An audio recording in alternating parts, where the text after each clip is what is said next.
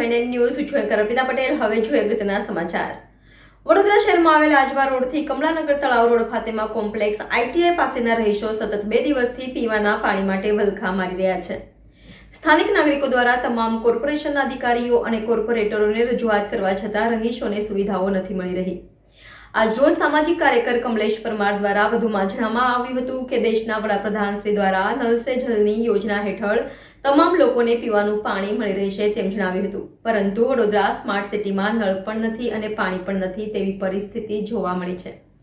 સાથે વડોદરા શહેરમાં પુષ્કળ પ્રમાણમાં ગરમીનો પારો વધુ હોવા છતાં પણ પીવાનું પાણી નથી મળી રહ્યું। ત્યારે સામાજિક કાર્યકર દ્વારા ચીમકી ઉચ્ચારી હતી કે 24 કલાકમાં પીવાના પાણીની સમસ્યાનો ઉકેલ નહીં આવે તો સ્થાનિક રહીશોને સાથે રાખીને ઉગ્ર આંદોલન કરવામાં આવશે।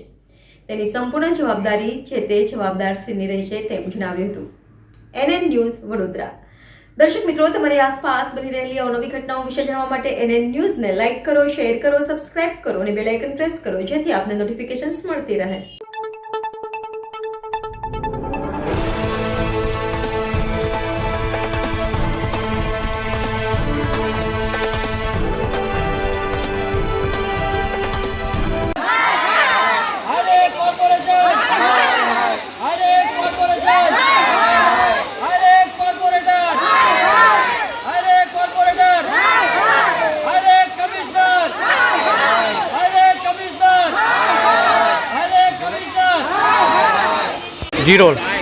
વડોદરા શહેરમાં આવેલ વોર્ડ નંબર 5ની અંદર જે ફાતિમા કોમ્પ્લેક્સ આવેલું છે આજવા રોડ ખાતે આજે સતત 2 દિવસથી પાણી માટે વલખા મારી રહ્યા છે। એક બાજુ માનનીય વડાપ્રધાન સાહેબ નરેન્દ્ર મોદી સાહેબ જે નળ સે જલની વાત કરતા હોય, પરંતુ આજે જે કહેવાય છે કે લોકો સતત 2 દિવસથી પાણી માટે વલખા મારી રહ્યા છે અને આ સ્થાનિકોનું કહેવું છે કે અવારનવાર અમારી રજૂઆતો છતાં પણ અમને પીવાનું શુદ્ધ પાણી નથી મળી રહ્યું, પીવાનું પાણી નથી મળી રહ્યું વારંવાર।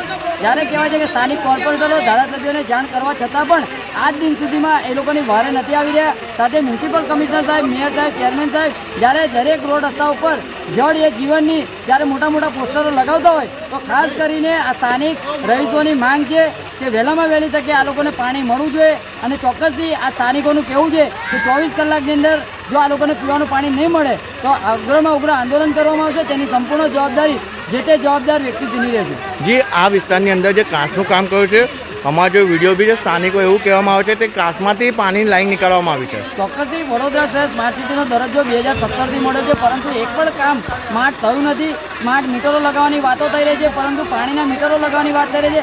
જે સાચી હકીકત બાબત એ છે કે જે સ્થાનિકોનું કહેવું છે કે જે ડ્રેનેજના મળમૂત્રવાળા પાણી, જે પ્રદૂષિત પાણી હોય છે એમાંથી પીવાની શુદ્ધ પાણીની નળીકા નાખવામાં આવે છે, તો આ એન્જિનિયરો શું કરી રહ્યા છે સમજાતું નથી। એટલે ખાસ કરીને સ્થાનિક કોર્પોરેટરો, ધારાસભ્યો સાથે સાથે કોન્ટ્રાક્ટરોએ ખાસ આ બધી તકેદારી રાખવાની જરૂર છે અને વડોદરા શહેર સ્માર્ટ બને તે રીતનો પ્રયત્ન કરવાની જરૂર છે।